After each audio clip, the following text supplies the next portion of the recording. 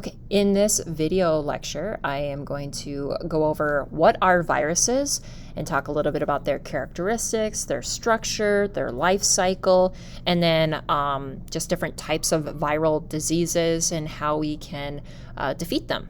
So remember that a virus is made up of just two things: some type of genetic material, which could be DNA or RNA, and then that genetic material is surrounded by a layer of protein.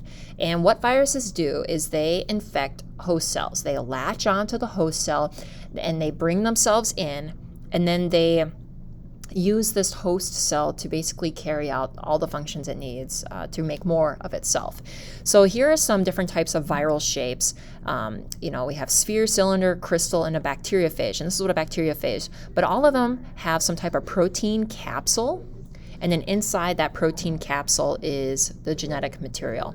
Now, viruses are not cells. Okay, they're not made up of a cell wall, no cell membranes, they don't have a nucleus, they don't have organelles, and viruses are actually a lot smaller than bacteria.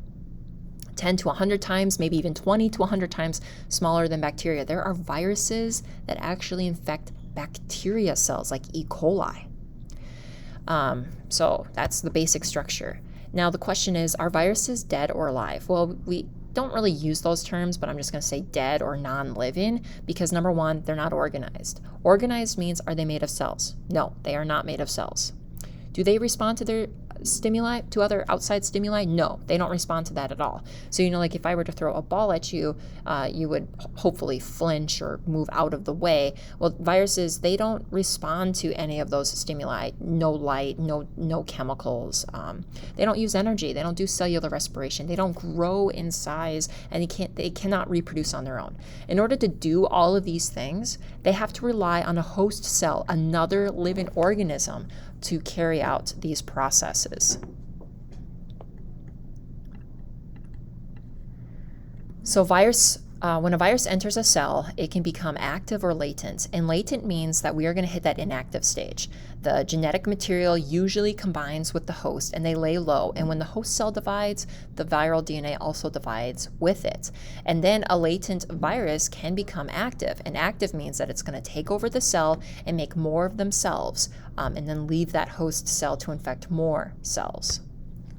So one type of virus is HIV, human immunodeficiency virus, and it targets a specific cell called the T cell, which is a type of white blood cell in your immune system. And here you can see that it is laying low. I mean, people that get HIV, they could have HIV for decades before it becomes active. So every time this T cell divides, the viral DNA divides with it. And then when it becomes active, you can see that the host cell is creating all the parts and pieces of the HIV virus, and then it will bust out or bud out and infect more host cells. So the process of making more viruses is actually called replication. Here's the basic steps of it. Number one, the virus has to attach to the cell wall or the cell membrane of the host cell. And this is very, very specific. Like HIV targets T cells, okay? COVID, SAR receptors, flu, think respiratory type cells. But once it's attached, that genetic material will enter the cell, and then it's either going to be active or latent. Inactive means it will replicate more viruses and destroy the host cell. And latent means that it lays low, it gets incorporated into the host cell DNA, and then it can become active later on. But if it's active, it will bust out of the host cell, destroying it, and then infect more cells. Okay, mutations. So there are some viruses that mutate very quickly, and they change to adjust to their host cell. And we have had several strands of influenza over the years. When influenza first kind of really struck us, it was the 1919 flu with H1N1, also known as the Spanish flu. And you can see that the H1N1 just means ratios of protein spikes. In the 1950s and 60s, we had a different strand, H2N2, H3N2, 1971, H1N1, the Russian flu, and then just recently, back in 2009, we had the swine flu, where it got transmitted from bird to pig to human. And I do remember the swine flu. I was actually in college when it occurred, and it was like everyone got swine flu. I got swine flu. I was out for a week. I felt like death. I was super tired, had a high fever, just very lethargic, didn't really have much of an appetite. And, you know, it knocked a lot of people out. A lot of people got sick. But the strands of viruses do change. And that's why they say you have to get a yearly, or you should get a yearly flu shot, because the strands of the flu virus does change. Okay, the protein spike ratio changes.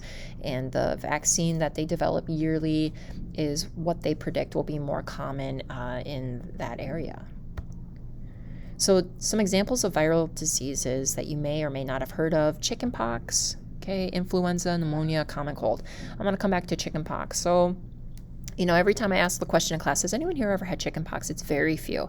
And that's because that a lot of parents are getting their children vaccinated for chickenpox. Now, I got chickenpox when I was in second grade, and it was during my birthday week, and I was supposed to have a party, but obviously that got canceled. But my mom still got phone calls saying, hey, can I bring so-and-so over so that way they can get chickenpox and just be done with it? Because chickenpox is a type of virus where you usually get it once, or maybe one or a second time if you didn't get it bad the first time, and then you don't get it again. But the virus still lays low, latent in your cells, and it can be brought on back again later on in your life, decades later, as a form called shingles. And it's brought on by high levels of stress. So when I was in college, I crammed like 2 semesters worth of work into 1 semester because I wanted to get out in 4 years instead of 4.5. And I got shingles. And I got it like in the worst spot, like right on my waistband. So it's just always like rubbing and irritating. But, you know, that's just the viral strand of chickenpox just coming back later on in your life. It was a localized region where chickenpox, it kind of comes like, it covers your entire body. So it's just one example of a human virus. Examples of animal viruses: rabies and parvo. Here's a list of some other viruses that you do get vaccinated for, like measles and mumps. I saw rubella, measles. Where's mumps? I saw mumps somewhere on here. But yeah, just lots of different viruses that do infect us or affect us. So how do we treat and prevent viral diseases? Number one, the thing I need you to understand: antibiotics, which we discussed when we talked about what are bacteria, the good and bad of bacteria, do not work against viruses. If you are sick with, like, let's just say the common cold, okay, hold on here, caused by the rhinovirus. I just saw the word rhino over here. Here it is, common cold.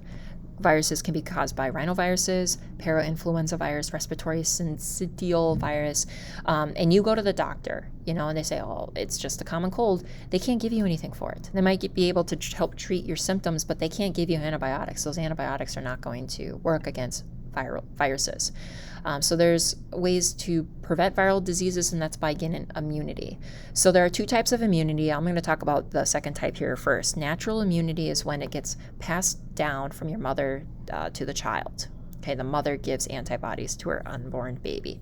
Acquired immunity means that you get infected with it, and then you have developed immunity because your body, your immune system, made antibodies to fight it off in the future. So think of your immune system as kind of like an army, okay? And when you get sick, your immune system produces these antibodies so they know how to fight it in the future, hopefully. So your immune system triggers the production of antibodies, and what antibodies do is they prevent the virus from latching onto a host cell. And I think I got a slide on the next diagram that shows that. So they target viruses, and then they also signal the body to destroy them, saying, hey, this is a virus. Where are my white blood cells? You know, gobble these things up, get rid of them. So with acquired immunity, I'm going to talk about COVID, right? So when people get COVID, they are usually immune to it for a period of time, and that's because their body has the antibodies in their system to, you know, fight it off.